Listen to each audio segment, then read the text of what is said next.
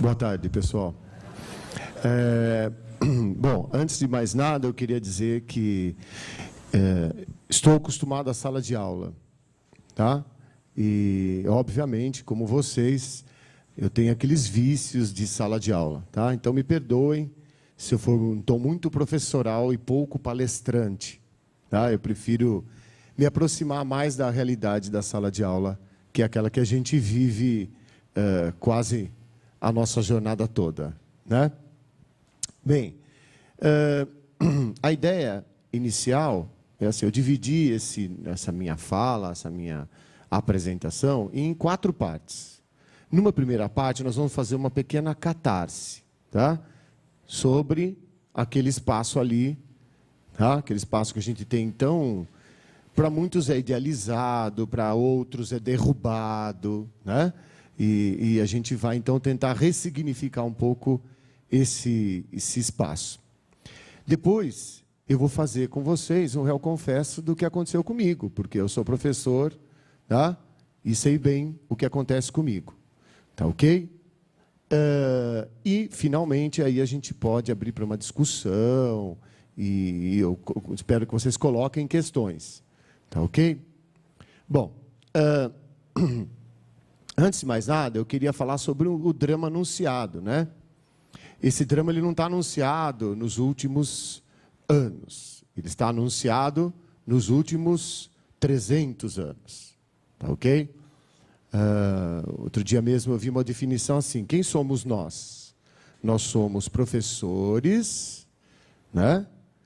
Que lecionamos num espaço do século XIX, somos do 20 com alunos do 21. Certo? Então, nós temos aqui uma passagem, né, de no mínimo 200 anos de diferença entre o espaço que a gente usa, atua, né, quem são esses nossos alunos, tá, e quem somos nós, a nossa formação, né, a nossa experiência de vida. Tá, ok? E isso vai ficando cada vez mais acentuado para a nossa geração, né? Então, esse drama sobre a sala de aula, sobre o que se pretende, isso não é nenhuma novidade.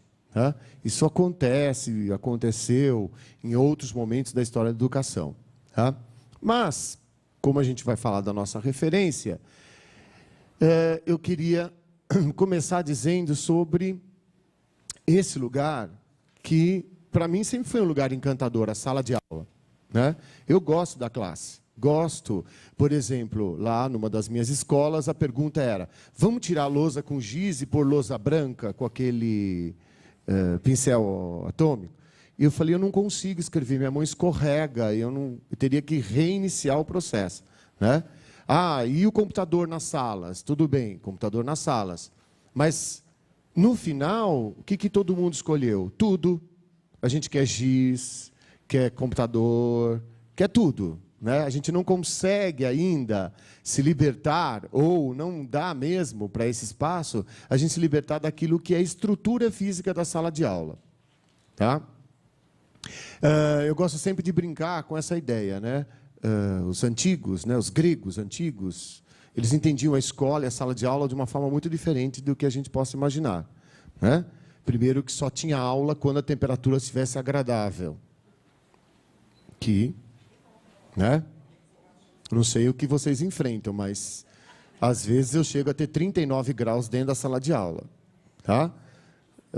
Fevereiro, quando tudo começa, está todo mundo pingando na sala de aula. E sai molhado e tal. Né? Tem essa situação. Então, eles tinham essa cultura diferenciada, né? Um clima agradável e tal. Não havia o espaço físico da sala de aula, as paredes, né? Aquilo que é uma corruptela da palavra jaula. Aula, jaula. É uma corruptela. Né? A palavra derivou, perdeu o sentido, mas aquilo é meio jaula ainda. Né? Os gregos entendiam também que o conhecimento ele se dava de uma forma não concreta. Então, não havia anotação, né? Registros. Isso não havia. Eles entendiam que a memória era muito importante. Né? o bom aluno, né, ele tinha memória e sabia discursar e discutir com o professor. Tá? A escrita e a ideia do registro, ela foi aparecendo na escola romana, né? E essa figura do professor, que era um filósofo, ele foi se diluindo, tá? E foi nascendo uma outra figura, tá? Que é a figura do professor, daquele que professa. Tá? Então, foi mudando um pouco o parâmetro. Eu gosto sempre de recuperar, porque isso retoma um sentido do que a gente faz, né? De como fazemos isso. Daquilo que a gente projeta, vai retomando esses sentidos que vão se perdendo. Tá? O que eu sinto muito é isso, a gente perde sentidos. Né? Muito bem. Então, esse espaço da sala de aula, como ele é, o que vem acontecendo nele. Né? Eu peguei um dado, né? Fui pegando dados, constatações que eu ouço na sala dos professores. Tá? Eu vivo em realidades de escolas diferentes, tal, então os professores conversam, tá? E dizem, então eu fui vivendo essa realidade e constatações da sala de professores. Basicamente eu vi isso aqui, assim, olha, eu não consegui trazer tudo, porque eu teria que fazer umas 10 projeções diferentes, tá? Mas vem a questão da desatenção, de que a gente fala e tem que falar, repetir comandas várias vezes, falta de interesse do aluno, desmotivado, digressões, o cara já está discutindo uma coisa, ele começa a perguntar outra que não tem nada a ver, ele levanta a mão e fala, pronto, agora é aquela pergunta que vai... mas o intervalo hoje vai ser mais cedo? Né? Desmotivação, né? Que a gente percebe, ausências... Né? Ausências é um problema sério, falta de compromisso, desrespeito ao colega, ao professor, ao ambiente. Né? Enfim, eu somei isso que vocês e que a gente tem comum. Eu, várias vezes disso, eu já falei também. Tá? A gente tem aquelas reuniões, vamos falar, né, do primeiro C. O primeiro C, não é possível aquela classe. Então, aí começa, né? A gente abre um rosário de... É legal, eu acho legal fazer esses exercícios, assim, de... Isso é catarse, é lavar a alma, fala mal de todo mundo mesmo, né?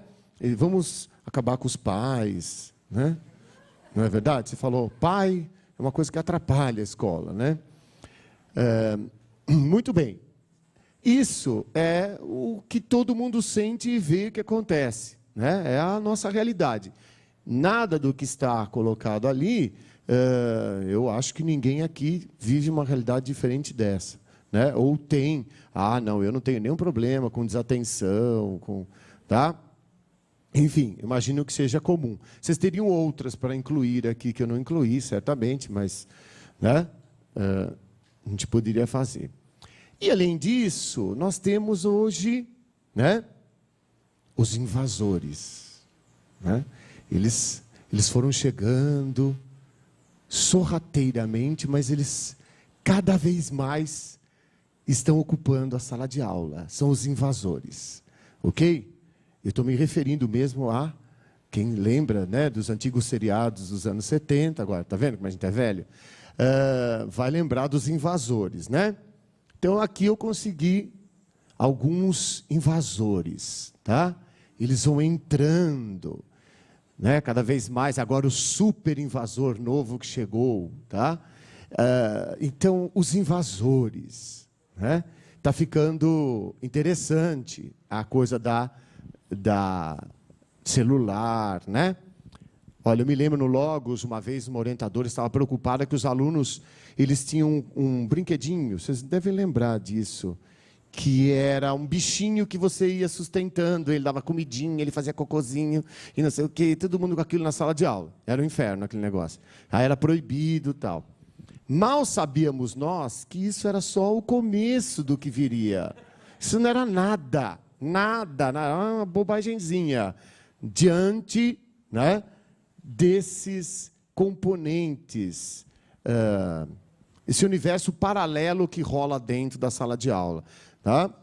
E o que é mais interessante é que isso não está na minha escola, que é uma escola digamos assim, de elite e tal. Isso está em todo lugar.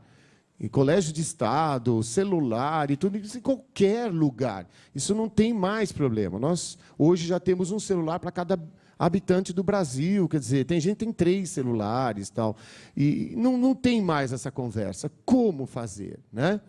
Então, olha, proibido o celular na sala de aula. Vamos tirar o celular, você vai ser excluído da sala de aula. A gente está buscando... Tá ok? A gente está fazendo lá uns murinhos de contenção, mas o tsunami está vindo. Tem uns 15 metros a onda que vem vindo. Tá? Como vamos agir diante disso? O que faremos? Quais serão as novas? Até porque nós também gostamos. Né? A gente gosta de um computador, quer que tenha na sala de aula também a internet. Né? Então, esses conflitos todos... chamam a atenção, me chamaram a atenção, e eu entendi na mensagem, né, no chamado da Sofia, uma discussão sobre isso, sobre o que acontece, como a gente vai conseguir permear tudo isso e tirar desse caldo, né, o que é mais significativo, que é a relação professor-aluno-conhecimento. Essa é a relação verdadeira. Todo o resto não é professor, orientação, conhecimento, aluno. É professor, conhecimento, aluno. Tá? Eu acho que essa relação ela é eterna e sagrada a nós. Todas as interferências que vierem, né, elas não virão para nos ajudar ou para consolidar aquilo que é a natureza da escola. Tá? Então, essa relação ela tem que ser mantida sagradamente. Não podemos aceitar interferências. Tá? Tem um momento que você fala, aqui quem manda sou eu. Essa é a sala de aula. Eu fiquei numa alegria, numa felicidade exultante, quando nós fomos a única profissão citada no discurso, tá, da nossa presidenta da República. Nós somos a única classe profissional que ela citou e fez referência. E ela disse que a maior autoridade da sala de aula, da educação, é o professor. Acabou. Eu fiquei muito emocionado. Eu fiquei muito emocionado ter ouvido isso. Porque o que nos desautorizam, o que banalizam a nossa profissão, todo mundo acha que é professor. Mentira. Não é não. Tá? Então, a gente precisa se fazer valer um pouco mais. Né? E desfazer alguns nós que ficaram aí pela história recente da educação no Brasil ou no mundo. Tá ok? Bom, então aqui entra a questão das necessidades, né? Eu acho que... Eu gosto da ideia da necessidade, né? Ela era uma deusa grega importante, a necessidade. E os deuses não gostavam dela, porque ela impunha, né, a necessidade. Tá ok? Então ela foi jogada, ela foi banida. Tá? A Hera, mulher de Zeus, ela faz uma faxina, pega todas essas deusas e deuses fracos, enfim, a Rafameia que vivia no Olimpo, ela põe tudo dentro de uma caixa. Tá? E tranca essa caixa lá dentro. Tá ok? Joga lá tudo dentro daquela caixa, passa a chave. Ela falou, bom, não vai faltar ocasião para a gente se livrar disso. Tá? Uma vez que são divindades, não tem como, né, elas serem destruídas. E a oportunidade apareceu. Né? Ela vai ser dada de presente a Prometeu e Pandora, quando casaram. Né? Então, o Epimeteu, aliás, e Pandora recebem de presente essa caixa. Tá? A Pandora, que era curiosa, tá? Ela atavicamente curiosa, abriu a caixa e espalhou no nosso âmbito todas aquelas porcarias que estavam lá dentro. A peste, a fome, a miséria, a doença, a inveja, todas essas coisas, tá? Todas essas coisas ruins espalharam-se, inclusive a necessidade. E como Epimeteu era meio devagar, ele só chegou lá e fechou a caixa. Ele prendeu uma das pestes que estava lá dentro, que era a esperança. Tá? A esperança não é uma coisa legal. Né? A esperança é péssima. Ela é lenta. Ela nem conseguiu sair da caixa. Certo? Então fica, a esperança é a última que morre. Sim, lindo, é bonito, mas vamos fazer alguma coisa, porque se a gente ficar esperando o tempo inteiro, ninguém faz nada. Tá? A gente não parte para a ação. A esperança, ela congela a ação. Né? E a necessidade foi me fazendo entender mais disso, entender esse aspecto negativo que estava lá na música do Vandré, quem espera faz a hora, não espera... Não, quem sabe faz a hora, não espera acontecer. Né? Era bem essa a ideia, estava bem colocado ali para a questão. Mas eu gosto dessa ideia de que eu lembro de Esperando Godot. Né? Aqueles dois caras que estão esperando, não importa mais o quê, porque agora eles só querem esperar. Né? Que Godot nunca apareça aqui, porque se ele aparecer, o que será de nós? Né? Então, só esperar por esperar é muito ruim. É muito ruim. A gente precisa parar com essa esperança sem sentido. Né? Então, a necessidade vai fazendo com que a gente busque soluções. Né? Tente resolver de alguma maneira. Né? Ou mesmo, se vocês quiserem entender, sobreviver. Né? A gente precisa sobreviver. Tá? E aí, então, eu parti daquilo que eu imaginava ser possível, que é tentar ressignificar, né? Isso eu já venho fazendo há um tempo, 3 grandes, digamos assim, pilares, né? Relacionados à nossa sala de aula. O espaço sagrado da sala de aula. Tá? Eu gostava dessa ideia. Uma vez eu fui entrevistado, uma diretora falou assim para mim: professor, a aula para mim é sagrada. Falei, tudo bem. Né? Na hora eu não entendi exatamente, não era uma escola de nenhuma religião específica, eu não entendi, né? Mas como eu estava fazendo uma entrevista do emprego, eu falei, sim senhora, lógico, imagina. Né? Eu não sabia se ela queria que eu vinha de batina. Bom, enfim, a gente aceita, né? Aí, mas depois, óbvio, com a minha própria experiência e vida, eu fui entendendo o que ela chamava desse espaço sagrado, né? Do que é esse lugar, né?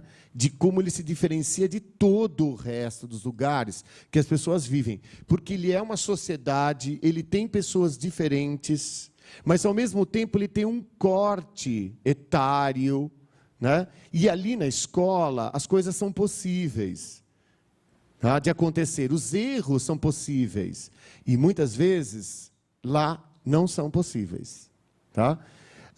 Então, é importante esse espaço tornar-se realmente sagrado e ser de todos. Né? E a aprendizagem, que é uma coisa que a gente estuda, vê, fala, entrega planejamento, entrega projeto, participa de reunião, debate, discute, fórum, tal. Mas o que é aprender, de fato, né? Ali, naquela situação, certo? Eu sou professor de língua portuguesa. Quando eu estou ensinando o pretérito perfeito, o que eu pretendo com isso? De fato, o que eu acho que é aprender? É ele me responder? Quando eu pergunto sobre um verbo, ele me responde? Né? E ele responde. Tá? E me chamava a atenção isso também, a prova ou a avaliação, chamemos como quiser, tem gente que não usa esse nome, tem uns nomes, fantasias, só para não falar que é prova. Tá?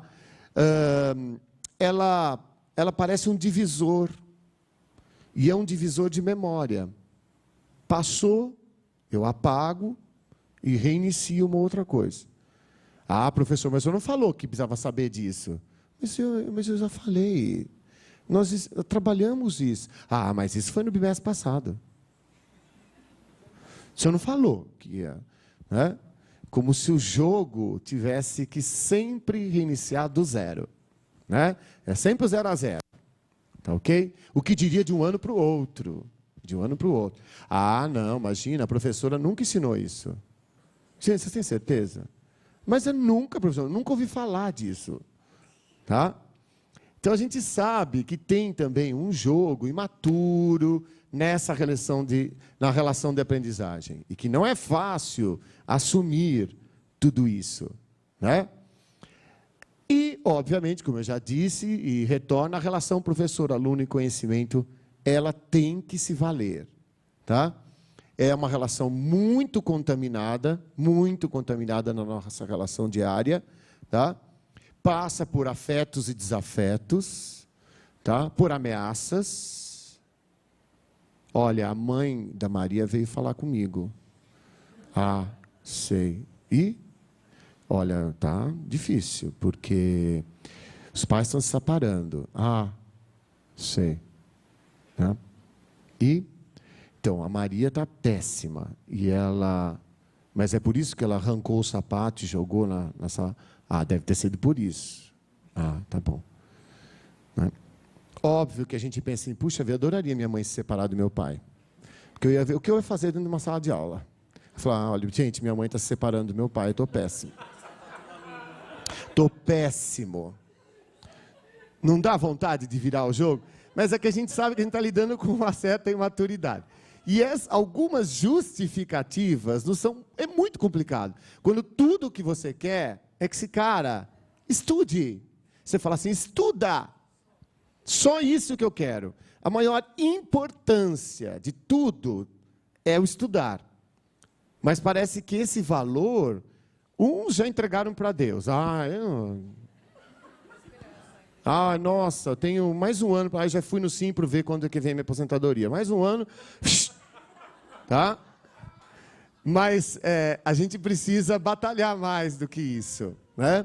Bom, e aí, pessoal, é o seguinte, o que vale, né, é a busca de algum sentido para tudo isso. Porque é gostoso rir da nossa própria prática. Como eu falei, era um momento de catarse, a gente vai rir e tal. Mas, de fato, tudo isso, todo dia, todo instante, vai saturando. Né? A gente vai ficando mesmo muito mal, né, com o que acontece. Porque a frustração é muito grande. E a gente se sente prisioneiro e refém de algumas situações que a gente nem acredita, mas, em benefício do grupo, a gente professa. Né? E a gente acaba professando isso até. Né? Mesmo sem nenhum sentido para nós. Isto é péssimo. Tá? Esse é o pior professor que pode existir. Tá bom? E aí, então, o que eu faço? Eu recorri, durante muito tempo, a essa questão da busca do sentido. Né? Buscar o sentido de cada coisa que a gente faz. E eu andei reparando, e já venho reparando há muito tempo, que quando o sentido fica claro, é mais fácil a gente conseguir chegar lá. E que, para conseguir esse sentido, a linguagem, ela não pode ser uma linguagem só acadêmica, ou só uma linguagem da pedagogia. Tá? A gente tem que recorrer a uma linguagem mais universal e sair daqueles, digamos, estereótipos básicos. Objetivo, porquê, levar o aluno a... Tá? Sabe essas coisas assim que a gente adora fazer nos planejamentos? Fugir um pouco disso quando a situação sala de aula, quando você fecha a sua porta e olha para a tua turma, e você sabe que você tem que dar uma matéria X. A primeira coisa é, eu tenho certeza do porquê que eu tenho que dar isso? E que sentido isso tem para mim? Tá? Isso é uma questão fundamental. E cada vez que a gente começa a buscar sentidos e começa a trabalhar com os sentidos com os alunos, muda muito o que acontece. E é impressionante mesmo, tá? Porque isso não é uma receita, é só uma constatação de obviedades. Vocês vão sair daquele falando, puxa, o Fábio foi meio óbvio, choveu no molhado. Sim, talvez sim. Eu tenha chovido no molhado, mas é que eu não aguento mais a falta de obviedade certas vezes, em certas coisas. Como é melhor quando as pessoas são super claras naquilo que elas falam, quando elas determinam com clareza, ensinam com clareza, apontam com clareza, dirigem com clareza, como isso tudo vai ficando melhor. Mas essa clareza só é possível quando você vai buscar o sentido da coisa. Tá? Então, o que eu vou fazer com vocês a partir de agora? Eu vou contar um mito para vocês, vou trabalhar num mito. A minha formação é de mitologia grega. Tá? A minha formação lá da USP, eu venho, tá? Da letras, eu fiz clássicas e vernáculas, então o mito para mim é a referência greco-romana, mais grega do que romana. Mas eu acho que qualquer mitologia é referência. Qualquer natureza mítica é referência. Faço aqui uma rápida separação sobre esse conceito, né? Eu não entendo, depois vocês vão ver um pouco, que o mito seja uma linguagem primitiva, antes do pensamento lógico filosófico. Tá? Isso para mim é uma grande asneira. Eu acredito no mito, tá? Como um pilar, uma residência de significados múltiplos e que traz sentido a muitas ações. E que, num grupo, nós precisamos ter esse mito acontecendo, tá? Isso é uma estrutura nossa, a gente necessita dessa função mítica. Até mesmo quando o mito não é posto, as relações começam a ficar míticas, né? Bom, podemos falar de todas, mas basicamente na sala de aula você tem o bode expiatório, né? A gente tem várias figuras míticas que vão surgindo dentro da sala de aula. E para falar de professor, para falar um pouco da gente, eu fui buscar um mito que não é muito conhecido, ou que as pessoas têm sempre uma formação muito diferente e deturpada dele. Tá? Então aqui vamos às funções. Tá? Então eu começo com Campbell. Campbell diz o seguinte, olha, o mito é potencialidade espiritual e cultural na vida humana. Certo? Qualquer agrupamento humano constrói seus mitos, suas narrativas. Isso é fundamental para gerar sentido entre estas pessoas que dividem uma comunidade, uma sociedade. Tá? Eu gosto muito dessa ideia do Campbell. Depois eu peguei, obviamente, um filósofo grego. O Heráclito diz o seguinte, o mito ele é um sonho público. Tá? E o sonho é um mito privado. Então, nós somos seres míticos. Né? E olha que o Heráclito não conhecia psicologia. Tá? Ele nunca ouviu falar nisso. Tá bom? Niculescu Bazarrab, ele é alguém de quem eu dividi muito o trabalho. Ele vai fazer, junto com uma equipe, né, de professores nos anos 80, o chamado Tratado da Educação Transdisciplinar. Ele esteve no Brasil, ele é um físico quântico, tá? De origem romena, foi para Paris, né? Como professor de física, se especializou em física quântica, e lá pelas tantas, pensando em física quântica, ele pensa num modelo sobre educação e cria e gera um documento sobre isso. Tá? A partir do documento sobre a transdisciplinaridade, tá? O Bazarrab começa a construir. E a escola do futuro, né? Especificamente o setor chamado CETRANS, Centro Transdisciplinar, convoca o Bazarrab e começam a ter as palestras aqui para professores, mas não só para gente da educação, arquitetos, engenheiros, advogados, e eu participei muito disso tudo e fui um formador. Isso me levou a conhecer as escolas para além, tá, da Zona Oeste de São Paulo, que era o meu mundinho. Tá? Então, eu fui dar palestra em Brasília, cursos em Brasília, depois eu fui para Curitiba, eu fui para o Nordeste, eu fui para um monte de lugares vendo realidades que desconhecia. Tá bom? E ele diz o seguinte, que no mundo dessacralizado, que é o nosso, né, nós vivemos o mundo da banalização total, tá? Total a nossa banalização, tá? O mito pode resgatar o sentido, a busca desse sentido. A conexão com o conhecimento sendo estrutura de uma linguagem, né? Então, o mito ele vai ter essa força de conexão, tá? O Lévi-Strauss vai dizer que o mito é linguagem possível de aprendizado, que a gente aprende mito como quem aprende uma linguagem, uma língua nova, que ele tem estruturas que eles vão chamar de mitemas, tá? As pequenas estruturas significativas do mito, tá ok? Freud, ele vai se inspirar num mitema, tá? Ele pega um mitema e, com isso, ele vai trabalhar um complexo, tá? O complexo de Édipo é um mitema, é uma unidade significativa do mito, tá? Para o Freud, o que era importante? Saber que o Édipo, ele matara, tá? O próprio pai e se desposara com a mãe. Ele não pega o mito como um todo, ele não quer saber por que razão Édipo fez isso, não importava. O mitema era esse, tá? Ele desloca o mitema e desenvolve o complexo psicológico, tá? Ou o conceito do complexo. Então, é por isso que eu acho que o mito, para nós, ele é fundamental. Qual mito, como eu torno a repetir, não importa, tá? Eu vou usar o grego, que é o modelo que eu conheço mais e domino, mas eu acho que qualquer natureza mítica, tá, pode servir para essa busca de sentido.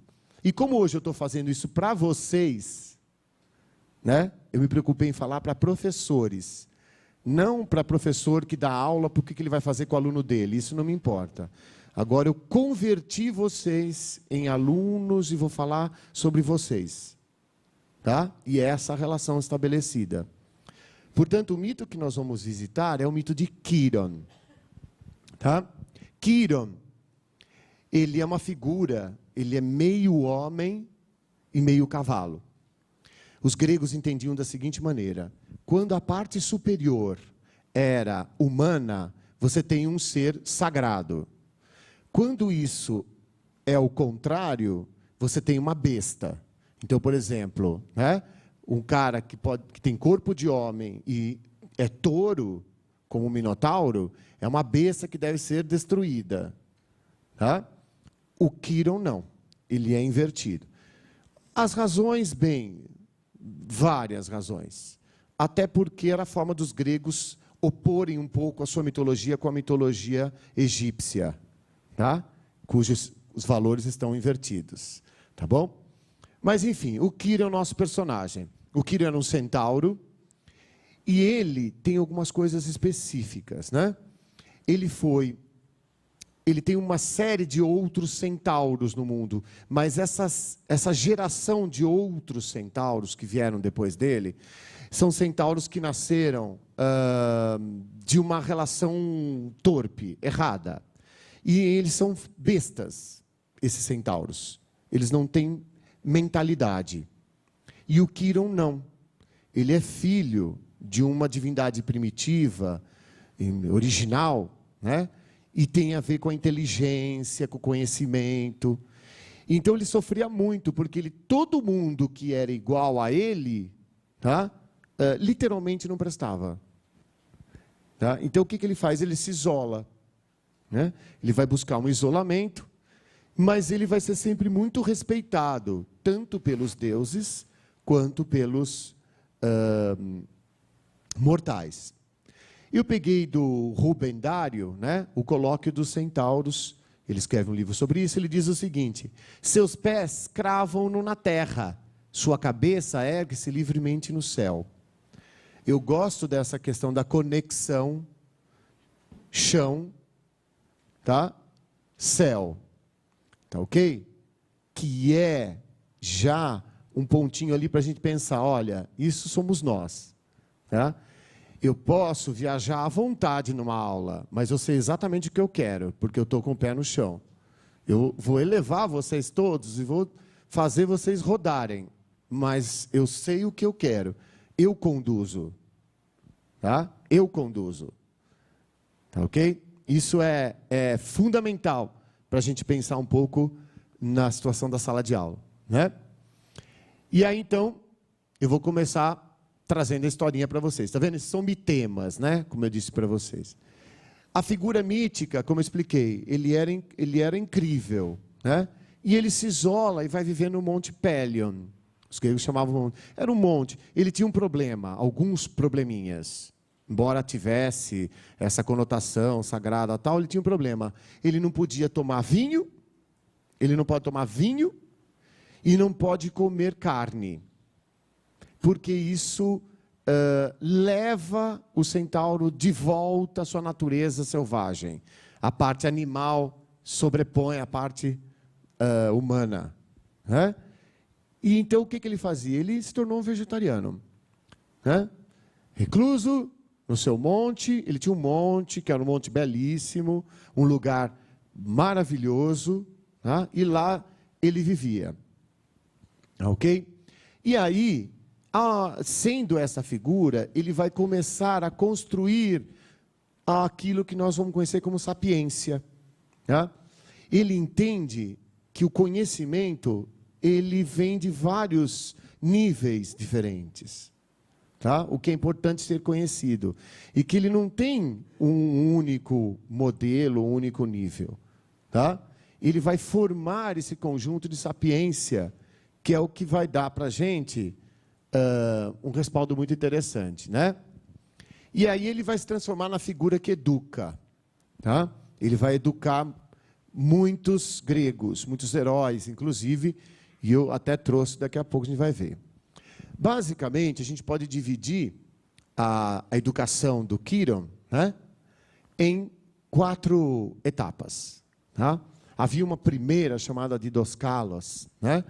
Dido, que quer dizer educação, didática, né? Didos, didática. Kalos, beleza. Aquele que fala coisas belas, aquele que ensina coisas belas, tá? Na verdade, nós deveríamos ser todos didascalos, tá? Nós só deveríamos ensinar e falar coisas belas, tá, ok? É muito interessante, porque o filósofo fazia exatamente isso, né? Como é que funcionava? Você tinha um filósofo, ele se encontrava num dia X, com a tranquilidade que era possível, ele reunia todos os seus discípulos e falava. Ele falava 1, 2, 3 horas. Ninguém interrompia. Todos ouviam. E ele dizia coisas belas. Tá? Aí, o que acontecia? Ele falava para os alunos, bem, agora que vos ensinei, que falei, vocês vão pensar no que eu disse. Tá?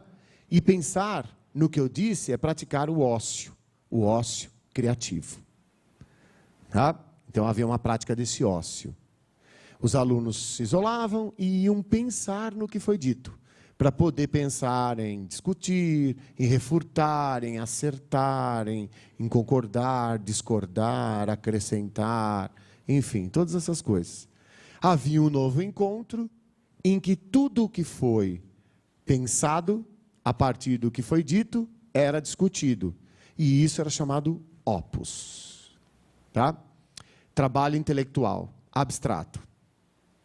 Tá? Abstrato. Ninguém anotou nada, ninguém fez. Só tudo abstrato. Tá? E aí, então, de novo a prática do ócio, a partir do que foi colocado, e vinha a última etapa, que era a produção de uma ópera. Obra coletiva. Conhecimento coletivo. Construção do conhecimento a partir de um grupo, tá? Que produziu esse conhecimento. Tá, ok? Óbvio que essas palavras foram usadas por toda a história, né? Em outros sentidos, inclusive. Mas, basicamente, o Quiron sabia disso. Ele aplicava isso fortemente. Tá? Então, quando ele lecionava, quando ele ensinava, tá? Aquele menino, aquele jovem menino que ficava com ele pensava em todos esses níveis. Então, ele vai perceber que tipo de aluno que ele tem, né? Porque ele é o Quiron, ele tem um aluno, tá? Ele não tem 204, como eu tenho, mas ele tem um aluno, certo? Então, ele não pensa dessa forma, que também é diferente. E aí, então, ele vai passar a educar alguns heróis. Eu escolhi 3 tipos de heróis diferentes, tá bom? Eu vou falar rapidamente como foi feita a educação do Jasão, depois do Aquiles e do Héracles, tá? O Jasão foi entregue a ele para a educação. O Jasão estava numa situação complicada, ele era um menino que podia ser a qualquer momento morto, porque o rei Pélias sabia que um dia ele viria reclamar qualquer coisa. Mas o pai, preocupado em dar a ele uma boa educação e gozando desse direito de poder levá-lo até Quirón, entregou ao Quirón. O Quirón olha para o menino um pouco ali e fala assim: olha, você vai ter que ser capaz de me ouvir. Se você conseguir me ouvir, eu vou te educar. Senão, paramos por aqui. E ele se submete a ouvir. E o Quirón fala com ele muitas coisas. Fala sobre tudo, durante muito tempo. Fala, volta a falar, e o Jasão dando a ele atenção. Só que o Quirón percebe o seguinte, que o Jasão não dá atenção a ele, mas ele só está cumprindo uma meta. A meta é te ouvir. Esteja falando você o que for, eu tenho que te ouvir. É isso que eu estou fazendo aqui, estou te ouvindo. Eu não estou entendendo do que você está falando, eu só estou te ouvindo. Tá? E se você perguntar o que você está falando, eu até reproduzo a sua última fala. Mas a última, penúltima. Mas por que nós estamos falando isso? Não sei. Jasão era assim. Ele cumpria metas. Ele tinha objetivos. Aí, Quirón começa a ensinar para ele alguns valores mais profundos. Começa a ensinar astronomia, história. E começa a perceber que o Jasão, ele adora esse tipo de conhecimento. Mas ele sempre procura interpretar do seu jeito. Era uma interpretação egocentrada. Ele não conseguia pensar, né, de uma forma mais opus, solta, livre. Tá? E isso vai caracterizar muito quem é o Jasão. E depois a última coisa que o Quirón ensinava era lançar flechas, lutar, né, que é tudo o que todos eles queriam. Tá? As artes marciais e tudo isso eles adoravam. Era sempre a última parte da educação. Tá? Quando o Jasão se forma, vamos falar assim, se ele completa, o Quirón diz a ele: você será grande se você parar, tá, de objetivar e andar como um vetor. Porque tudo que você quer conseguir isso de forma linear, numa linha reta. E o Quirón diz: as coisas não se conseguem de forma linear. Tudo é circular. Você vai ter que aprender a fazer de forma circular. Não é interessante isso? Nós somos altamente vetoriais. A gente quer objetivo assim, em linha reta. Tá? Em curto espaço, em longo espaço de tempo. Eu tinha mais ou menos uns 20 anos e fui convidado para passar umas férias, né, em Minas Gerais, em Araxá. Né, Araxá. Aí eu fui, era amigo meu, e eles tinham lá uma fazendinha, uma coisa simples. Olha, meu tio é fazendeiro lá, a gente vai ficar lá na casa. Tá bom, fomos todos lá. E aí nós chegamos lá, obviamente, os mineiros receberam a gente super bem. E tinha cavalo. E eu queria andar a cavalo. Aí eu cheguei para o meu amigo e falei: como que a gente faz para andar a cavalo? Pede para o meu tio. Tá bom. Eu cheguei lá, falei: tudo bem, seu Antônio? Tudo bem. Queria andar a cavalo, não pode não. Não pode não. Tá. Aí eu voltei e falei: Paulo, vou falar com o seu tio falou que não pode andar a cavalo? Ele falou que podia. Como que você fez com ele? Eu cheguei lá e falei: olha, eu queria, por favor, andar a cavalo, eu posso? Ele falou: pode não. Você não conhece mineiro, né? Vai lá, converse com ele. Você chega, né? Ele não te conhece, chegou de São Paulo, amigo do sobrinho dele, já chega, vai pedindo coisa. Nem com por favor, nem muito obrigado, não vai adiantar. Você tem que conversar com ele. Isso chama, em Minas, rodear o toco. Olha que incrível. Aí eu fui lá e joga e conversa. E ele me contou um monte de coisa legal. Contou como ele ouve, quando está chegando gente, quando ele veio para São Paulo, na comemoração de São Paulo, no Ibirapuera. Contou um monte de história. Lá pelo meio da história, ele voltou a falar de cavalo. Aí eu falei, por falar em cavalo, só tem uns cavalos bonitos. Tem uns bons aí. Eles são mansinhos, viu? Tudo mansinho. Eu falei, pois é, eu queria tanto dar uma volta. Vai lá. Não é incrível? Porque esse é alguma coisa, é um valor que a gente perdeu. A gente quer, e é assim, é vetor. A gente não faz mais o círculo, a gente não trama mais. E esse é um mal. Tramar é um benefício.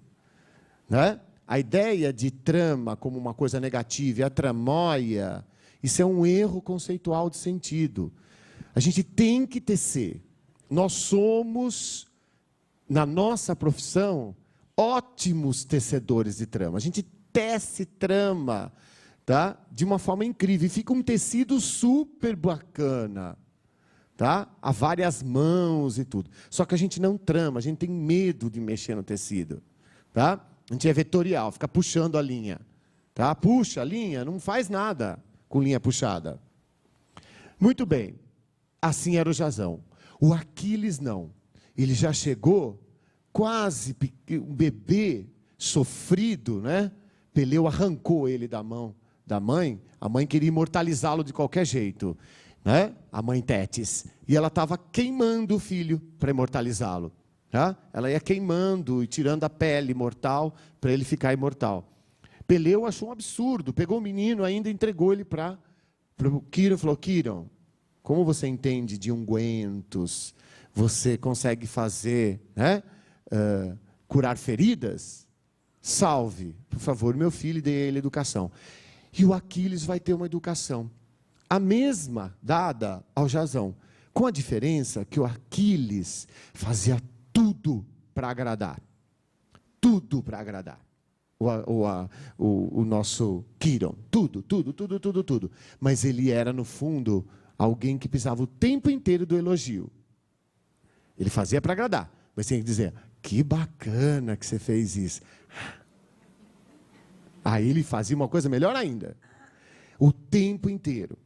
Tá? Ele era tão carente dele mesmo, ele era tão inseguro, Aquiles, que a mãe chegou e falou assim, filho, o que você prefere? Ter uma longa vida no anonimato? Uma longa vida, você vai casar, ter mulher, filhos, uma vida maravilhosa, como um grego, mas no anonimato. Ou você prefere, tá, ter uma vida exultante, curtíssima, e ter o nome para toda a história? Eu quero ter uma vida curtíssima e o nome para toda a história. Mas filho, se você entrar nessa guerra, você vai morrer. Mas eu vou ficar famoso? Vai. Mas vai morrer. Ele optou por isso, pela fama. Não é interessante? Olha bem, lembra bem da tua classe, dos teus alunos, quantos Aquiles você tem lá dentro. Tá? Aquiles e Aquileias. Tá? Vai pensando. O Héracles. Né? O Héracles, você sabe o nome de Hércules. Hércules é um nome romano. O deus, o personagem grego chama-se Héracles, né? Héracles era filho de Zeus. Zeus imortalizou ele imediatamente de medo que Hera pudesse vingá-lo. Né? Ele foi imortalizado, né?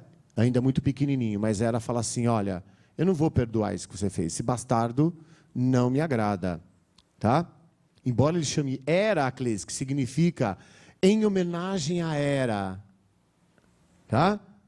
Não importava. Tá? Não importava. E aí, então, o Héracles, ele tem um grande problema. Ele é muito forte, ele é muito potente, mas ele não tem muito... Ele não consegue muito reunir o Tico e o Teco, tudo junto, não trabalhando. Tá? Tanto que os 12 trabalhos, que não eram nem 12, deveriam ter sido só 10, mas é que ele foi reprovado 2 vezes, acabaram virando 12. Esses trabalhos todos constroem uma pessoa mais completa. Por quê? Porque estava no projeto dele, que nem ele sabia, cumprir um 13º trabalho, que seria o mais difícil, mais importante de qualquer outro trabalho que ele tinha executado. Então, se você vê os trabalhos dele, ele começa sempre com a força bruta. Tá? Ele vai ter lá, aqui, destruir a Hidra de Lerna. Monstro grande, ele vai lá, corta a cabeça, aquela confusão toda. Tá? E que depois nem valeu, porque ele foi ajudado. Tá? Nem valeu como trabalho completo. Todos os trabalhos dele, cada nível de trabalho é uma grande metáfora sobre a compreensão. Compreender, se entender no mundo, entender como que as coisas funcionam, como a máquina do mundo funciona. E ele vai até o mais sofisticado, que é o último, que ele tem que entrar no Hades, ir para o mundo subterrâneo. Isso não era uma coisa simples. Tá? E retirar do mundo subterrâneo uma besta e trazê-la para a terra e depois mandá-la de volta. Tá? O que parece uma coisa sem sentido, mas é buscar a profundidade, ir para dentro dele mesmo e buscar lá aquela coisa mais primitiva, pôr na luz do sol aquilo, clarear tudo, resolver e mandar de volta. E resolveu. Então ele vai fazer todo esse percurso, tá? Foi certamente o aluno que o Kiron mais gostou de ter. Tá? Mesmo que ele tenha comprometido o próprio Kiron nessa sua jornada. Tá? Por quê? Porque ele ainda entendia-se que ele devia ser lapidado mais. Né? O Kiron vai tentando todo tipo de processo para lapidá-lo. Tá? E ele vai melhorando como tal. Tá? Mas vai ser o próprio Heracles, né, que aí, de acordo com o destino, vai acabar provocando a morte do Kiron. Né? O que ele fez? Na passagem do 11º trabalho para o 12º, que isso não era, levava ano, né, para fazer tudo isso, ele vai procurar o Kiron em Monte Pelion e fala: olha, Kiron, eu preciso de um favor seu. Tá? Eu ganhei aqui uns barrilzinhos de vinho, eu vou deixar guardado aqui. E o Kiron fala: bom, pode deixar. Tá? Não sentindo o cheiro do vinho, porque eu não posso ter vinho perto. Para mim, tudo bem, deixa aí. E a outra coisa que ele fez, ele falou: bom, então vamos fazer o seguinte, já que eu estou aqui, e ele era meio comilão, meio fanfarrão, vamos fazer um churrasquinho. Né? Aí o Kiron fala: mas eu não posso comer carne, né? Você sabe. Ah, mas imagina, Kiron, para você isso não é nada. Põe aqueles ungüentos que você põe no teu nariz, você não vai nem sentir cheiro. É que eu estou morrendo de fome e tenho que continuar minha jornada. E ele começa a fazer um churrasquinho. Literalmente, começa com aquela carne. Os outros centauros que estavam em volta do Monte Pelion sentem aquele cheiro de carne e correm para dentro do monte, atrás da carne. A confusão é instaurada e acontece, né, uma centauromáquia, uma luta entre centauros, porque o Kiron começa a lutar com os seus iguais diferentes, tá? E o Heracles junto. E na briga toda, o Heracles confunde, porque tinha traseiro de cavalo para tudo quanto é lado. E ele acaba ferindo o Kiron, né, com a espada dele, que era uma espada embanhada, né, no sangue da Hidra de Lerna, que a ferida não se curava. E aí, então, o que faz o Kiron? Diante da fatalidade, ele fala assim: eu quero trocar a minha imortalidade com outra figura, tá? Um titã. Tá? E Zeus fala: não, tudo bem. Quem é esse titã? Ah, é o Prometeu. Eu quero que ele fique com... Mas ele já é um titã. Não. Ele precisa. Eu quero que ele fique com a minha imortalidade. Eu quero morrer e ele fique imortal. Zeus, que gostava do Kiron, porque foi salvo pelo Kiron várias vezes, obedece, aceita, tira a imortalidade do Kiron, faz ele, né, padecer lá os últimos tantos, e quando ele estava morrendo, ele fala ainda para o Heracles: Heracles, você fará um 13º trabalho. E ele será o maior e o melhor trabalho que você fará. Né? Assim, seu diploma. Tá ok? Quiron transforma-se numa constelação, que Zeus, obviamente, como você sabe, é o Sagitário, né? Quiron está relacionado, Quiron em grego significa mão, então está relacionado à quirurgia, ao cirurgião, à medicina, mas ele era mesmo um bom professor, um excelente mestre, o maior mestre da mitologia. Tá? E o 13º trabalho, que vocês são curiosos saber qual era, o que coube, né, ao nosso caro Héracles? Ainda Prometeu vai se revoltar contra Zeus, porque Zeus começou a banalizar a criação do Prometeu, que éramos nós. Né? Prometeu é que é o nosso pai, Zeus, esses deuses aí não tem nada a ver com a gente. Aí então, ele rouba o fogo de Zeus, a Tecné, fogo, e nos entrega. Tá? E nós aprendemos e assimilamos a cultura com o fogo. Passamos a ter a Tecné, tá? A arte, a tecnologia. Os deuses se viram obrigados a ter que nos respeitar, coisa que não faziam antes. Tá? Zeus, indignado, acorrenta Prometeu e faz, né, ele ser devorado, né, o fígado dele por uma águia todos os dias. A tarefa do Héracles, filho de Zeus, vai ser libertar Prometeu das correntes. A libertação do Prometeu é que garante a nossa civilidade e a destruição dos deuses. Zeus fala assim, é o começo do nosso fim. Nós estamos ferrados. Tá? Por quê? Nós somos ferrados. Porque nós somos deuses, nós somos imortais, e eles vão esquecer da gente. Eles não vão mais precisar. Nós vamos cair no esquecimento. Tá? Nós vamos para um limbo de esquecimento. Tá? Nós vamos ser eternamente esquecidos. Tá? Tudo bem? Isso é só para amarrar a historinha para vocês. Tá bom? Muito bem. Mito e sentidos, né? Ainda então sobre essa figura do centauro que é tão próxima nossa. O centauro, ele evoca a luta travada pelos poetas, cuja voz não cessa de se erguer em favor do sentido das coisas. Tá? E encontra materialidade e contra a materialidade sem razão de ser. Tá? Então é a busca mesmo do sentido das coisas. E a natureza do centauro, né, irreal sobre o ponto de vista fisiológico, né, torna-se, sobre o ponto de vista psicológico, metáfora, símbolo da força construtiva e o sagrado. Tá?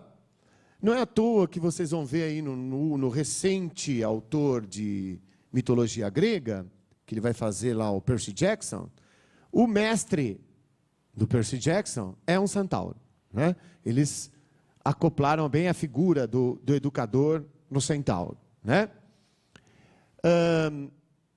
O centauro representa o encontro da força com o pensamento, tá? Dos impulsos com a razão, então sempre as oposições, e do instinto com os sentimentos. São forças antagônicas. E a gente precisa saber operar com todas essas contradições. Como eu falei, quando a gente constrói e faz a nossa teia. Tá? Tudo bem até aqui? Última parte. Tá? Níveis de realidade. Tá ok? Basicamente, a gente poderia reconhecer 4 níveis de realidade em que a gente opera muito. Um primeiro nível, que é o nível mais simples, é o nível do ou. O nosso mundo é um sistema binário. Ou é isso, ou é aquilo. Tá? É o ou. Tá? Vivemos num mundo de ou. Ou entra, ou sai. Ou certo, ou errado. Ou verdadeiro, ou falso. Tá? Então, seria um sistema binário, diz lá o Nicolescu Bazarrabi. Nós vemos um sistema binário. O mundo é muito ou. que é o primeiro nível de realidade, o mais básico possível, mais chão. Ele é fundamental, é importante, sim, mas a gente tem que conseguir superar esse nível para um segundo nível de realidade, que é o E. Certo e errado. Tá? Verdadeiro e falso. Tá? O E, ele soma, ele adiciona, tá? Ele incorpora, que já é uma coisa bem mais complexa. E há ainda um terceiro nível de realidade, que é o do nem. Não é nem isso, nem aquilo. É outra coisa. Tá? E esse nível do nem, que parece para nós um nível de realidade tão elevado, ele é o nível do sentido. Onde estão os sentidos das coisas. Tá? Aí o que eu fiz? Eu transpus obviamente, eu falei de forma bem simplesinha para vocês os níveis de realidade. Tá? Eu transpus esses níveis para a minha prática diante dos projetos de escola. Tá? Minha realidade escolar. Tá ok? Então, e daí quando eu fui dar também minhas palestras e falar com educadores, etc. Tá? Então eu pus assim, ó, projetos de aprendizagem com mitos. Tá? Desenvolvendo as competências cognitivas em níveis de realidade. O nome é tudo bacaninha, mas é bem simples, tá? Posso garantir. Então a gente começa assim, ó, são 4 níveis. O intelectivo, o prático, o primeiro nível básico, o intelectivo emotivo, o mítico simbólico e o essencial, onde está o sentido na sua razão de ser. Tá? O nível intelectivo prático, para mim, é a atividade do didascalos. Tá? É aquele jeito do centauro começar o trabalho dele. Então, a organização do espaço temporal é a sua maior competência. Tá? Então, o que vai acontecer? Nesse momento, você vai arrumar a orquestra. Você vai dar um jeito nessa orquestra. Tá ok? Para ver como que ela vai orquestrar melhor. Lembrando que você é a autoridade. Tá? É a autoridade. Tá? E é fundamental que você faça isso. O planejamento dos passos a serem dados para a elaboração do estudo ou projeto, seja lá em que for que você estiver querendo trabalhar, é condução dada pelo professor. Né? Então, é a figura, a autoridade. Os instrumentos a serem utilizados, as técnicas a serem aplicadas, o olhar direcionado, podem ser partilhadas entre professores e alunos. Olha, nós temos isso aqui. Como vamos? Eu digo um tanto, mas depois vocês podem colaborar com outro tanto. Nós vamos partilhar um pouco disso. Tá? Não havendo maturidade nessa etapa, tá? Faça você também essa parte. Tá ok? É o nível que organiza, é o básico. Tá? Qualquer um de vocês e de nós sabemos desse nível, porque é o que a gente mais faz. Tá? Que é botar ordem nos trabalhos, organizar, quem anota, quem copia, quem entrega, quem faz, quando, que hora que é. Tudo isso é uma coisa operacional que a gente faz bem. Né? Por isso que eu chamei lá de intelectivo, sim, tem uma inteligência e também tem a questão da praticidade nas várias inteligências de quem sabe anotar, de quem sabe registrar, como registra, tá? Que registro foi feito. Tudo isso é um primeiro nível. Tá? O segundo nível, que eu chamo de opus, é um nível bem mais elaborado. Tá? Por quê? Ele é próprio do sujeito que compreende para além do seu tempo e espaço. E é o momento que você vai dizer por que estamos fazendo isso. Tá? Para o professor e o aluno, é a busca de novas e diferenciadas alternativas para a solução de um problema ou desenvolvimento de uma atividade. Tá? Como resolver? Tem que ter uma questão que vai nortear essa nossa jornada. Mesmo que essa questão, num primeiro momento, ela é meio mentirosa, ela é uma questão falsa, que você já sabe qual é o resultado que você queira. Não tem importância. Importante é colocar a questão. Muitas vezes você vai se surpreender das respostas a essa questão. Tá? Até o que você não planejou pode ser que venha. E é bem interessante isso. A ousadia no elemento, né, emotivo é a principal característica. Tá? Tem que ser usado nesse momento. Vai ter que botar um pouco de ousadia nessa hora. tá? A gente fica meio, em algumas zonas, desconfortável. Você já avisa a orientadora, falou, ó, hoje pode ser que você veja uma coisa meio esquisita, mas tudo sob controle. Tá? Mas é assim que tem que ser. Tá? Olha, se ligarem de casa, é isso aí. Calma, calma. Eu sei o que estou fazendo. Tá? Porque você sabe o sentido do que você está fazendo. Ela não sabe o sentido. Ela não fica na sala de aula o tempo inteiro com você, ela não é sua cabeça. O pai, muito menos. Tá? Você sabe o que está fazendo. Continuando, dentro desse que é o opus, né? Que é a construção desse conhecimento, que ainda é um conhecimento que não foi planejado numa ópera. Né? Nesse nível, você vai buscar elementos abstratos para auxiliar a reflexão do que se está construindo ou estudando. Tá? Então, você vai trazendo, vai fomentando e instigando essa fome. Tá? Se você acha, eles estão com pouco apetite, vou instigar a fome em todo mundo. Vou fazer eles ficarem com mais fome. E vou trazendo material. Tá? O diálogo, as mesas redondas, as avaliações, coisas que a gente faz bastante. Tá? As rodas são bons procedimentos, pois as competências sediadas estão nos múltiplos olhares. Você vai começando a ter retratos diferentes e você sente que vai ter que fazer uma colagem com tudo isso. Essas formações, o que acontece dentro dos grupos, envolvidos ou não, uns mais, outros menos, um que procedeu muito bem aqui, outro aqui, não chegou nem na metade daquilo que está fazendo lá. Tá? Mas é importante esses procedimentos serem trocados. E não só você ficar, nesse momento, avaliando tudo. Né? Dividir, isso é uma coisa interessante. Apresentar isso, exibir esses movimentos.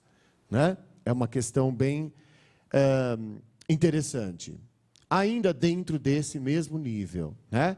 É nesse nível de realidade que o professor conseguirá criar sintonia, cumplicidade, vontade e gosto para a construção do conhecimento. Tá? Porque já saiu daquele modelo de operar. Eu não estou mais falando de como operar. Agora eu já estou falando de como trocar, de como buscar conhecimentos, né? De como algumas informações fazem sentido e outras não, de como você vai proceder com essa informação que você está me trazendo aí. Tá? Tudo bem, você quer jogar essa informação no trabalho? Sim, mas e como proceder com ela? Como você vai operar com essa informação? Tá? É muito legal questionar, né, o aluno, deixar ele nessa postura de ter que pensar e resolver coisas. E não você ali o tempo inteiro solucionando. Tá? O tempo inteiro você tem que solucionar. Não, veja, façam assim. Não, isso não vai dar certo. Tá? Deixa de vez em quando não dar certo. Tá? Se você percebe que a frustração será possível de suportar, né? Porque às vezes também levá-los a uma frustração absurda não tem sentido. Mas às vezes deixar não dar um pouco certo é bom, é um temperinho que precisava ter. Tá? Tem que dar uma temperada. É o que eu falo, a gente precisa ousar quando a gente trabalha com alguma coisa que a gente acredita, e isso é um projeto, isso é um trabalho em grupo, os vários grupos, como eles atuam. Tá? Isso é muito importante. E aí, o que vai acontecendo? Vocês vão percebendo que começa a vir uma necessidade de referência que vai para além daquilo que está sendo ali a grande discussão. Tá? E aí entra um terceiro nível, que é o mito simbólico. Né? É aquilo que já não é mais o ou.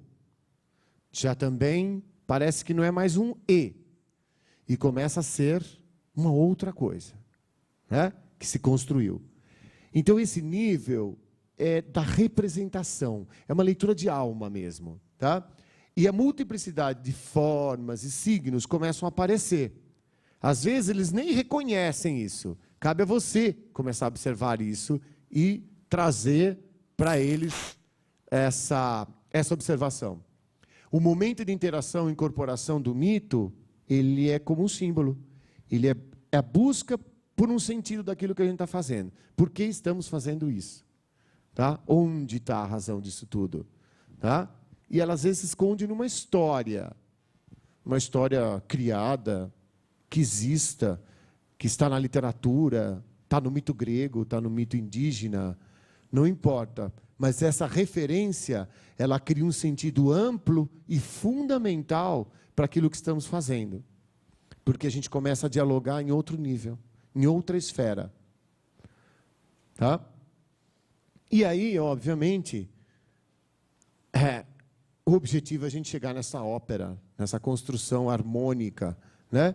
Com o nível mais avançado de todos, que é o nível desse nível de realidade, onde o reconhecimento da construção do conhecimento individual coletivo vem através do sentido que a coisa, daquilo que fez sentido. Tá? Esse nível, a interação do conhecimento com a essência da atividade intelectual didática, do porquê fizemos tudo isso. Né? A explicitar o jogo, durante o jogo, é fundamental. Né? E dizer, olha, a gente chegou lá. Vocês não estão percebendo, mas a gente chegou lá. Tá? Isso está fazendo muito sentido. Talvez valesse a pena, num exercício seu, individual, você perceber na tua formação toda o que fez sentido para você. Né? Então, por exemplo, eu encontrava alunos de muitos anos, eles vinham me abraçar, ô professor, aí lembra daquilo? Poxa, mas aquilo não tinha... Aquilo era a ponta de uma coisa que a gente ia... Né? Mas aquilo ficou. Fez sentido aquilo. Por quê? Eu fiquei me perguntando. Por que aquilo fez o sentido? Tá? E não, puxa, eu dei cada aula legal, eu preparei aulas de literatura incríveis, eu fiz coisas... Não ficou, um ou outro lembra. Tá? Isso somou-se com a própria formação, se diluiu ali, se amalgamou. Mas o que ficou foi aquilo que você fala, poxa, mas é engraçado, aquele trabalho lá que vocês tiveram. Lembra que nós fizemos o vídeo adaptando o Gil Vicente? Então ficou aquilo. Lembra quando você deu o verbo farofar e trouxe paçoca para todo mundo? E a gente tinha que ficar, eu farofo, tu farofas, e ficou uma farofada na aula. Lembra? Isso ficou. Não ficou o indicativo, tá? O porquê do subjuntivo. Não assim. O sentido estava na paçoquinha.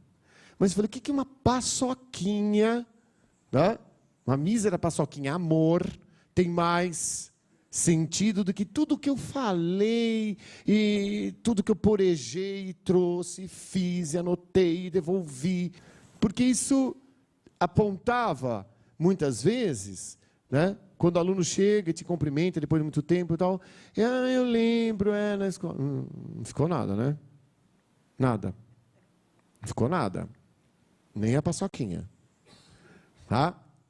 Então, é um Aquiles, é um Jazão, é um Héracles. Com quem que eu estou lidando aqui, nesse momento? Né? Que rede de significações foram feitas e que sentido aquilo fez? Tá? Eu sinto fortemente dos nossos alunos uma necessidade muito grande de busca de sentido das coisas.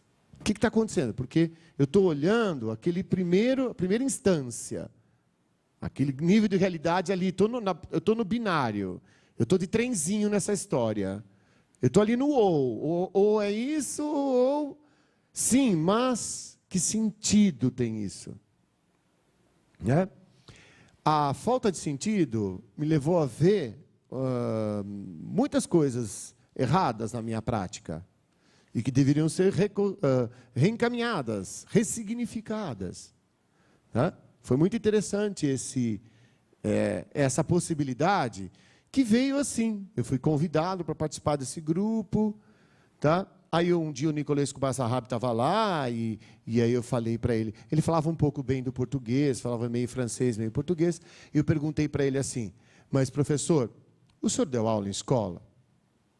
Porque dá aula na Sorbonne, né? O senhor deu aula assim em escola mesmo? Pegou uma chamada, né? Entrega nota, né? fazer pareceres de aluno. Penteou isso alguma vez? Né? Eu perguntei. E ele, óbvio, confessa, não, minha formação chegou lá, eu fui ser professor universitário. E eu falo, não, porque essa realidade é uma realidade diferenciada. Então, por exemplo, o senhor fala, é lindo ouvir falar de transdisciplina, tá? É maravilhoso. Mas e a disciplina? E onde fica a disciplina? Porque a gente fica fazendo projetos e projetos e projetos e... Né? Porque eu me formei professor de letras, né? Adoro quando eu tenho que dar aula de substantivo, né? Porque fica mais fácil trabalhar. Eu sei o que eu vou falar, né? Aí eu achei legal porque eu fui bem, assim, irônico com ele, né? Até. E ele voltou na palestra seguinte e falou assim, um professor veio me falar, não sei o quê. Eu vou dizer uma coisa, não existe transdisciplinaridade sem disciplina. Não existe. Não dá para transcender nada que não existe em essência. São as disciplinas. Então tem que ter história, tem que ter geografia, concebida como tal. Geografia. O professor entra e fala assim, pessoal, a matéria mais importante da escola. Aí o outro entra e fala, não, a minha é a mais importante. Tá? Imagina.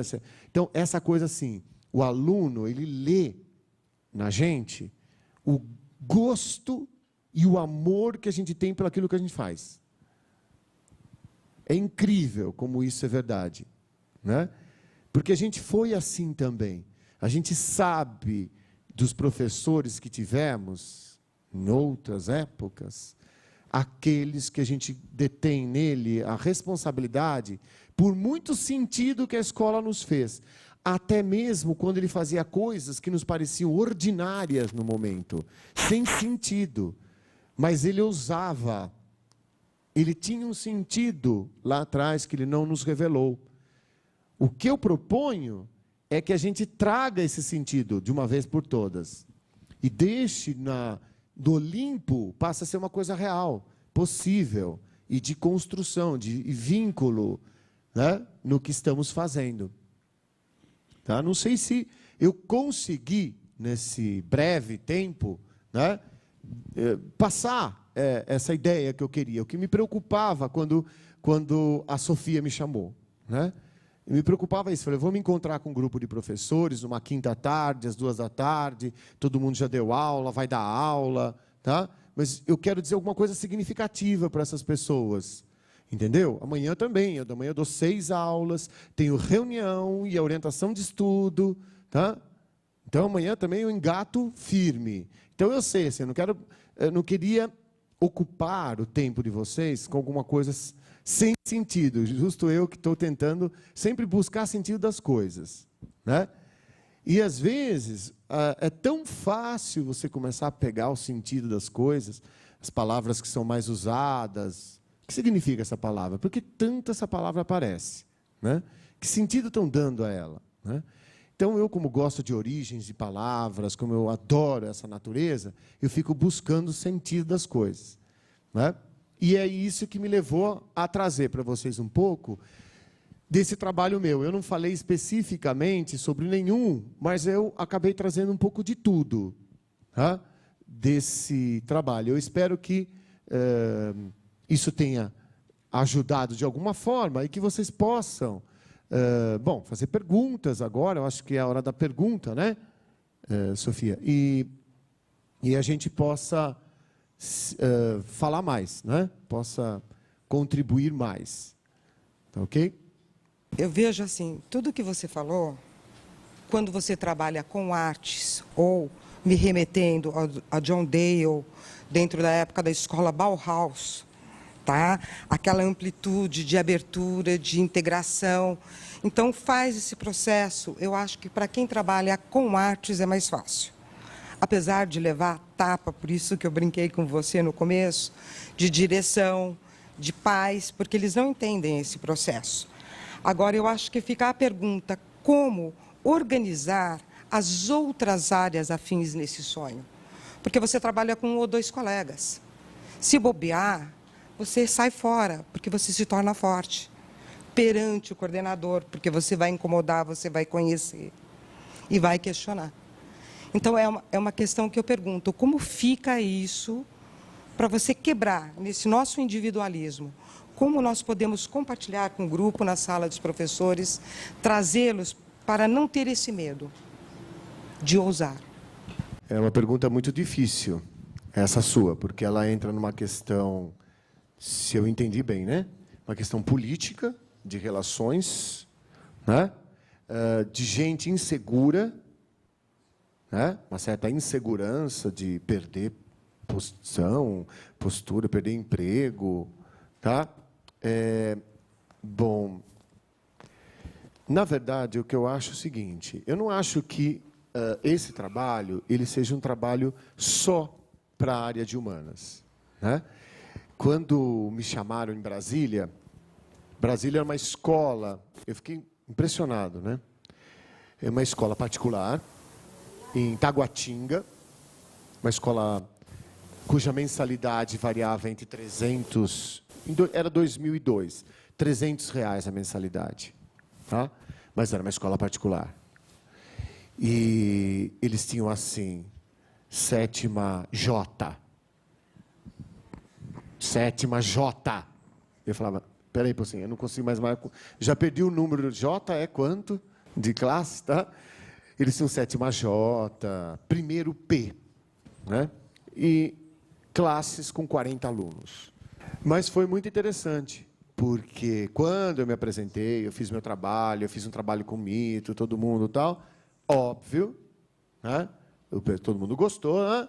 Mas os professores, por exemplo, de física, química, falaram, lindo para vocês, porque a nossa realidade é outra. Eu tenho que trabalhar balanceamento químico, número de massa, eu tenho que discutir função, não sei o quê. Aí eu fiquei mesmo incomodado com isso. Eu falei, será que o fato de ser professor de humanas, nessa situação, é um privilégio? Né? Eu estou numa zona confortável, achando que todo mundo pode fazer facilmente, ou não? Né? Aí, o que eu fiz? Eu comecei, lenta e gradualmente, entendendo isso. Eu ia para lá, a cada 15 dias eu tinha que ir para Brasília. Ficava lá um fim de semana. Fim de semana, a escola obrigava eles a ficarem fim de semana, tendo formação de professor, tal, fim de semana. Bom, aí eu ia para lá, e aí eu optei por começar com um grupo de professores de ciências, 7ª e 8ª série. E eu descobri, por exemplo, o seguinte, que eles tinham 4 laboratórios de ciência, e ninguém ia para o laboratório, porque, quando eles iam com a classe grande, eles quebravam coisas, alunos derrubavam.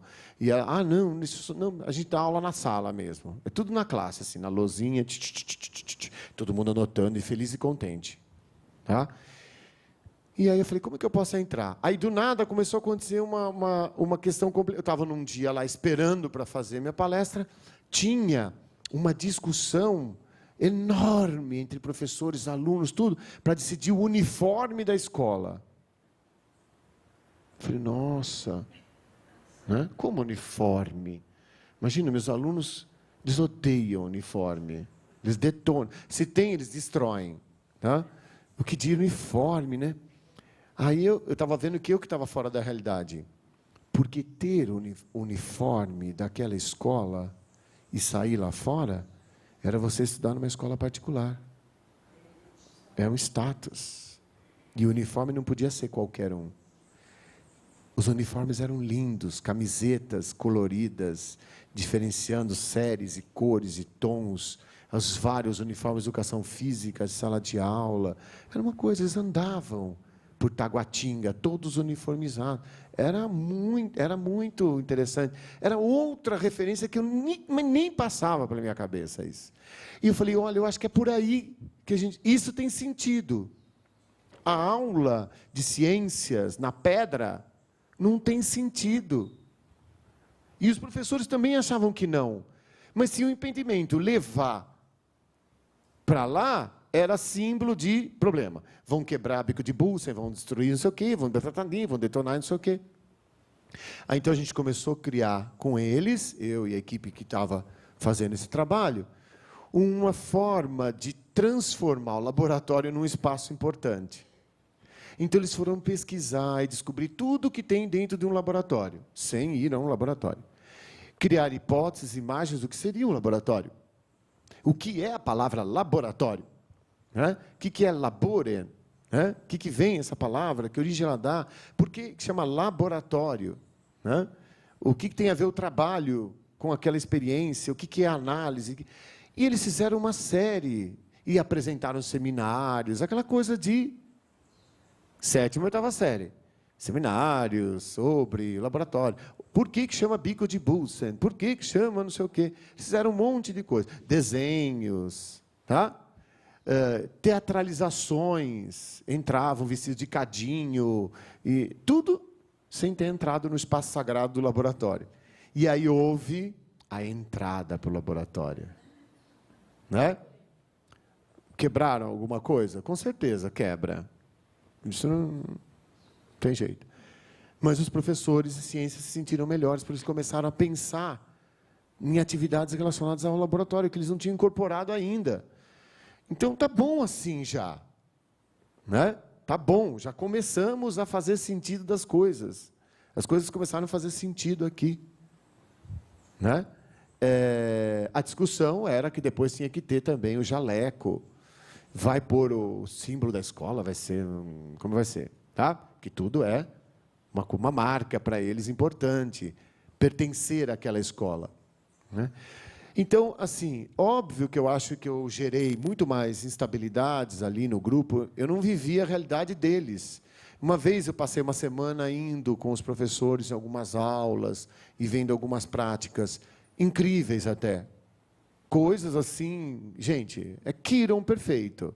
O que eles faziam, né, eu acompanhei alguns professores, olha, é uma jornada heróica, em alguns sentidos. Né?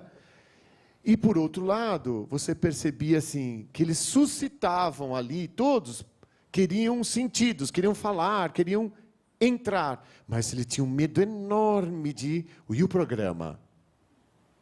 Mas que programa?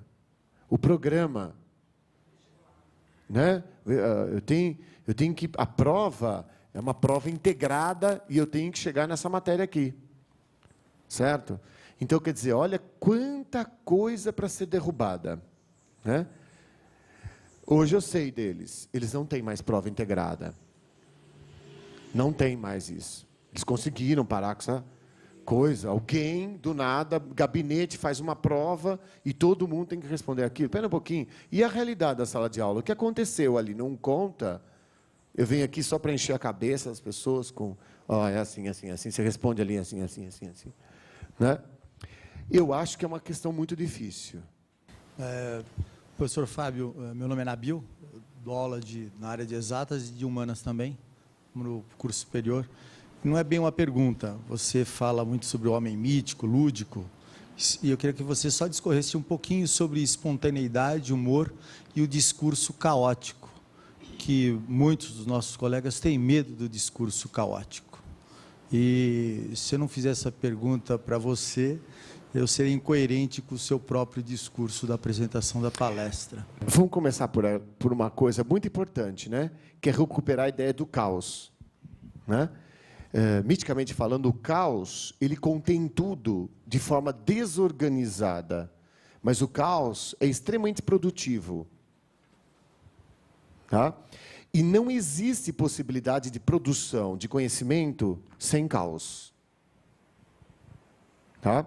Então, para o mito grego isso fica muito claro. A figura do Apolo, que tenta organizar absurdamente tudo, porque ele é o Deus que conduz o sol, ele é um Deus vetorial, tá? Ele não produz. Ele opera, mas não produz. Tá?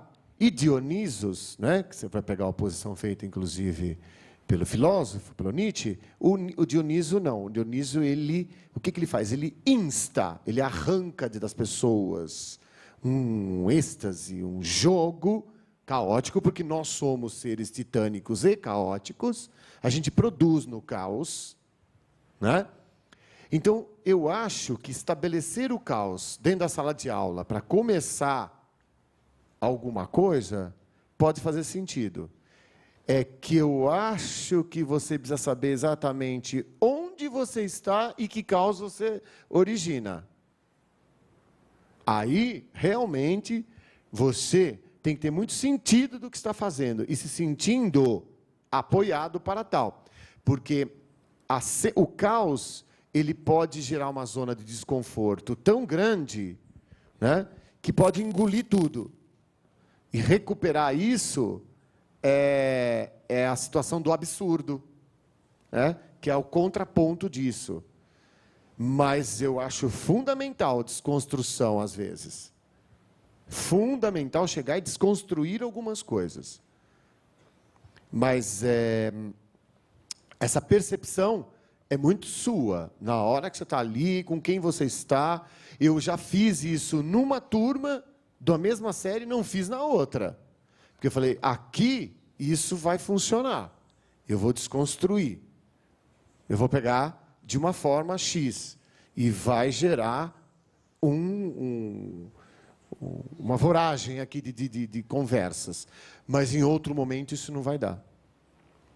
Tá? Não é o momento. Mas eu concordo com você. É muito bom desestabilizar para poder começar a reconstruir as coisas. As histórias ajudam isso. Eu sou um contador de história. Então, eu acho que a história ajuda. Porque, às vezes, eu paro tudo e começo a contar uma história. Todo mundo olha para mim e fala, esse cara está louco. Né? Deixa pensar. Né? Eu adoro quando eles acham que eu estou louco.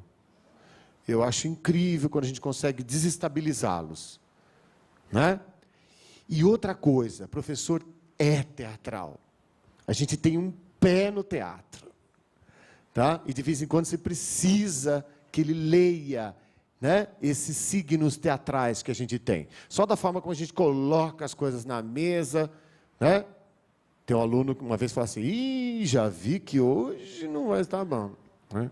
Eu não falava nada, porque eu estava até ali no momento. Já, né? A forma como a gente aborda e é abordado. Né? Nós somos atores carentes, a gente adora atenção para a gente. Né? Porque é duro um ator começar, a gente só não põe aquela campainha, pé, apaga a luz, foco. Mas a gente gosta. Até os mais tímidos, aqueles que falam baixo, quieto, que sentam na mesa e discurso, aquela coisa meio, aquela aula cool, né? Tá na moda agora fazer aula cool. Tem gente que se desmancha na aula, né? Também não dá para fazer 6 espetáculos seguidos, com 15 minutos de intervalo. Certo? Haja. Então, numa aula você faz um teatro, na outra você abre o livro e, pessoal, vamos exercício da página tal, que eu estou me recompondo. Amanhã eu dou o teatro para vocês. Porque hoje eu não estou aguentando. Não vou aguentar fazer 6 espetáculos hoje. Não dá. O cachê é baixo, a gente não aguenta tudo isso. Mas desestabilize, sim. Tenha coragem, mas, por prevenção, avise um pouco que você vai desestabilizar. Né? O orientador normalmente não gosta disso, porque significa telefonemas na sala dele. Tá? Eles não querem telefonemas na sala dele. Entendeu? Ele não está preocupado se o Júnior está indo mal. Ele não quer que o pai ligue para falar que ele está indo mal. É diferente. Eu sou francesa e peguei a nacionalidade brasileira também, franco-brasileira, sou professora de francesa. Mas vocês fazem maravilha, gente. O brasileiro é formidável com qualquer coisinha, um grãozinho do quê? Um grãozinho de milho. Já faz... Vocês são formidáveis, e vocês são amáveis, e vocês são carinhosos. Sabe, é formidável. Eu vou falar uma coisa bem pequenininha para vocês. Quando eu fui na escola, na França, durante a guerra, em primeiro lugar, a gente era vestido com um avental com manga comprida preto. Preto, gente. Já imaginou vestir uma criança só de preto? Bom, e depois, qualquer coisinha, a gente tinha castigo. Então, o professor botava milho. Milho não, porque a gente não tinha milho, a gente tinha arroz, né? Arroz não sei, a gente tinha alguma coisa, né? E fazia a gente se ajoelhar e segurando livros pesados de cada lado. Eu estou falando de criança, eu saí de lá com 10 anos, eu tinha menos de 10 anos, não é? E tinha também o boné do burro. Eu tive o boné d'âne. Eu sou um burro, escrito atrás. Je suis un âne. Eu passei por tudo isso, né? Eu não sei que professor que eu sou agora, porque passei por essas coisas. Cheguei no Brasil, entrei no externato Maria José. As meninas com aquele... como que fala? Não vestidinho, aventalzinho, com coisinho cor-de-rosa, uma coisa louca. E a professora era formidável, deixava a gente conversar ou discutir alguma coisa. Como quando me falaram que como que ele chama, aquele do avião? Santos Dumont, muito obrigado. Que a professora falou que ele era brasileiro, um grande brasileiro, tudo. Levei o dedinho, né? Não, ele não é brasileiro, ele é francês. Aí todo mundo deu risada, né? Só aí que eu fiquei sabendo que os pais eram franceses, tudo, mas ele era brasileiro, ele nasceu aqui no Brasil. Olha que coisa linda, né? Então, viva o Brasil, viu? Ó, vou passar. Eu só quero contribuir com o que você colocou, né? Eu, nas minhas experiências, minha família é italiana e eu tenho primas professoras, muitas primas professoras na Itália. E a gente sente e conversa de realidades, né? Então, uma vez, a gente conversando, a classe normal de uma escola na Itália tem 15 alunos, 16 alunos, né? Até porque não tem muita gente. Eles têm isso de número de alunos, né? E a gente começou a discutir um pouco prática de sala de aula, tal.